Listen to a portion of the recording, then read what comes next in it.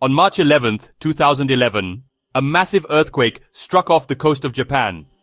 It was the most powerful earthquake ever recorded in the country. This magnitude 9.0 quake shook the land violently. It triggered alarms across the nation. The shaking was so strong that it shifted the earth on its axis. Buildings swayed in Tokyo, hundreds of kilometers away. For the people in the Tohoku region, it was the start of an unprecedented catastrophe. They felt the ground heave and roar beneath their feet, a terrifying prelude to what was to come next. The immediate aftermath was chaos and destruction from the seismic event alone. The earthquake generated a monstrous tsunami. Giant waves, some reaching over 40 meters high, crashed into the coastline. These waves traveled far inland, swallowing towns and villages whole. Cars, houses, and entire communities were swept away by the dark, churning water. The tsunami claimed nearly 20,000 lives. It left a landscape of ruin and despair. At the Fukushima Daiichi Nuclear Power Plant, located right on the coast, the tsunami overwhelmed the plant's seawalls. These defenses were built to withstand much smaller waves. The water flooded the facility, marking the beginning of a nuclear crisis.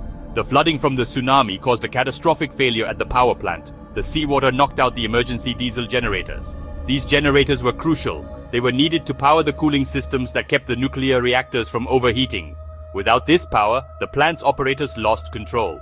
The temperature inside 3 of the plant's 6 reactors began to rise uncontrollably. The nuclear fuel inside started to melt. This process, known as a nuclear meltdown, is one of the most serious accidents that can happen at a nuclear power plant.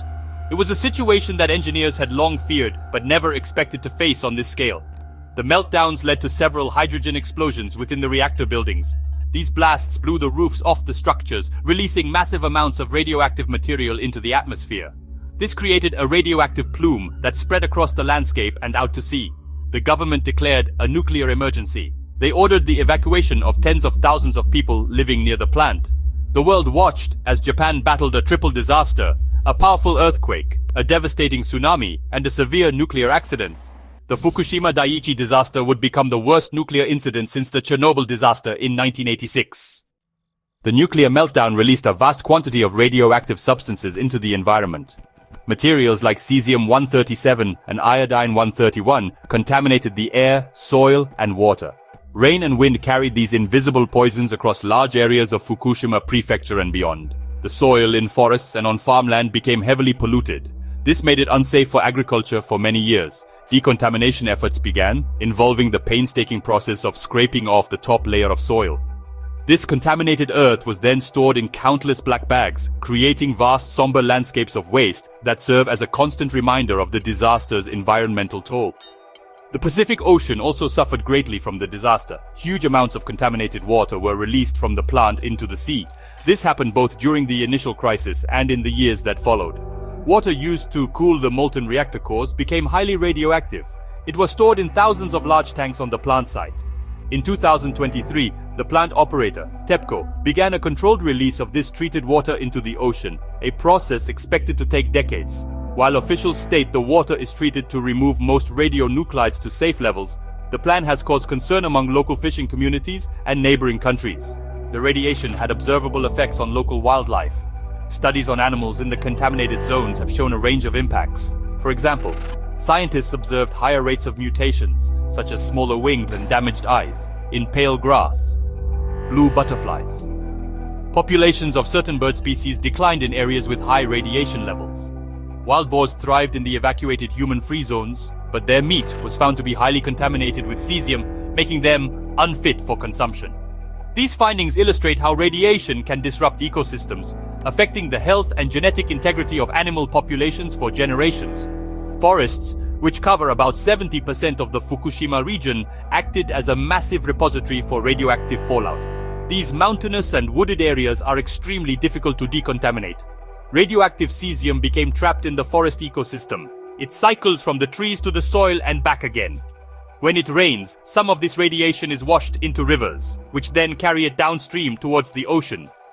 This means that even a decade after the disaster, the forests remain a long-term source of contamination, posing a persistent challenge to the full environmental recovery of the region. The most immediate health impact of the Fukushima disaster was not from radiation exposure, but from the evacuation itself. More than 160,000 people were forced to leave their homes. The process was chaotic and stressful. For the elderly and those in hospitals, the sudden move was life-threatening. Official reports have linked over 2,300 deaths to the difficult conditions of the evacuation, including stress, lack of access to medical care, and suicides. These are known as disaster-related deaths. They highlight the profound psychological and social trauma inflicted upon the displaced communities, a toll separate from the direct radiological risks. Regarding direct radiation effects, the scientific consensus is that the health impact on the general public has been limited. The United Nations Scientific Committee on the Effects of Atomic Radiation, or UNSCEAR, has conducted extensive studies. Their reports conclude that no discernible increase in radiation-related illnesses, like cancer, is expected among the population. This is due to the relatively low radiation doses received by most people, thanks to the swift evacuation. However, this conclusion does not erase the deep-seated fear and anxiety about long-term health risks that many former residents still hold, a fear fueled by distrust and conflicting information. One area of specific concern has been the incidence of thyroid cancer among children and adolescents in Fukushima. A screening program found a higher number of cases than would normally be expected. However, most international experts attribute this increase to the screening effect itself. The use of highly sensitive ultrasound equipment detected small, non-lethal cancers that would have otherwise gone unnoticed for years or even a lifetime. This phenomenon is well documented in other mass screening programs. Despite this scientific explanation, the findings have caused significant worry among parents and remain a contentious topic within Japan. The mental health burden of the disaster has been immense and long-lasting. Evacuees have faced the loss of their homes, their jobs, and their community ties. Many have suffered from post-traumatic stress disorder, depression, and anxiety. The stigma associated with being from Fukushima, often referred to as radiophobia, has led to cases of discrimination in other parts of Japan. People from the region have reported being bullied at school or facing prejudice when trying to find housing or marriage partners. This social and psychological suffering is a critical, though often overlooked, part of the disaster's human cost. Before the 2011 disaster, Japan was heavily reliant on nuclear power. It was actually the third largest user of nuclear energy in the world, right after the United States and France. Nuclear reactors supplied about 30% of the country's electricity. The government had plans to expand this even further, with a goal of nuclear energy providing 50% of the nation's power by 2030. This strategy was seen as a way to ensure energy security for a country with, very few natural resources of its own. But then, the Fukushima disaster shattered this vision completely, forcing a dramatic and painful re-evaluation of Japan's entire energy policy from the ground up. In the wake of the meltdowns, public opinion turned sharply against nuclear power. Large-scale protests took place across the country, demanding an end to Japan's nuclear program. The government responded to this immense public pressure. Within a little over a year, all of Japan's 54 nuclear reactors were shut down for safety checks and political reasons. For the first time in nearly half a century, Japan was operating without any nuclear-generated electricity. To fill the massive energy gap, the country had to massively increase its imports of fossil fuels like liquefied natural gas and coal, which was both expensive and damaging to climate goals. This energy crisis, it spurred a significant push towards renewable energy. The government introduced attractive policies such as a feed-in tariff system in 2012. This policy guaranteed that renewable energy producers would be paid a fixed premium price for the electricity they generated. The result was a boom in renewable energy investment, particularly in solar power. Large solar farms or mega solar plants began to appear across the country, often on abandoned industrial sites or fallow agricultural land. This shift marked the beginning of Japan's slow but steady transition towards a more diverse and sustainable energy mix. Despite the growth in renewables, Japan's energy situation remains honestly pretty complex. The government has since allowed a small number of nuclear reactors to restart, but only after they pass stringent new safety standards set by the Nuclear Regulation Authority. The process has been slow and met with legal challenges and local opposition.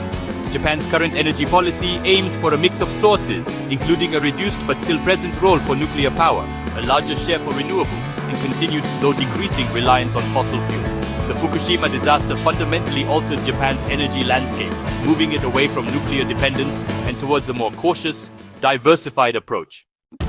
The long-term effects of the Fukushima disaster are, multifaceted, touching every aspect of Japanese society. Environmentally, the region continues to grapple with the persistent challenge of radioactive contamination, particularly in its forests and waters. The slow, decades-long process of decommissioning the wrecked power plant and managing the vast amounts of nuclear waste serves as a constant sobering reminder of the accident's enduring physical legacy. The environmental recovery is a marathon, not a sprint, requiring continuous monitoring and innovative solutions for generations to come, teaching the world about the true longevity of nuclear contamination. Economically and socially, the disaster has left deep scars. The cost of decommissioning, decontamination, and compensation is estimated to be in the hundreds of billions of dollars, a massive financial burden on Japan.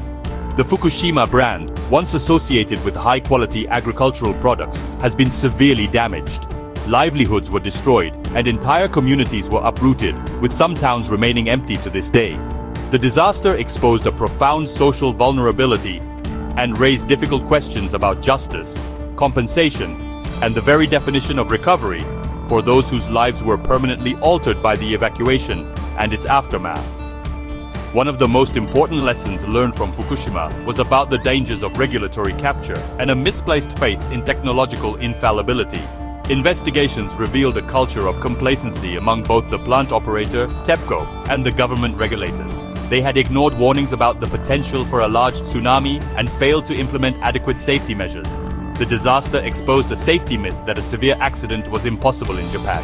In response, the country established a new, more independent nuclear regulation authority to enforce much stricter safety standards and foster a more critical safety culture within the industry. Ultimately, the Fukushima disaster served as a powerful global lesson in risk and resilience. It demonstrated how a natural disaster can trigger a catastrophic technological failure with consequences that ripple out across the world. It forced Japan and other nations to confront the inherent risks of nuclear power and the critical importance of robust safety regulations, transparent governance, and public trust. The legacy of Fukushima is one of tragedy and loss, but it is also a story of adaptation. It has pushed Japan towards a new energy path and instilled a deep sense of caution that will shape its approach to technology and safety far into the future.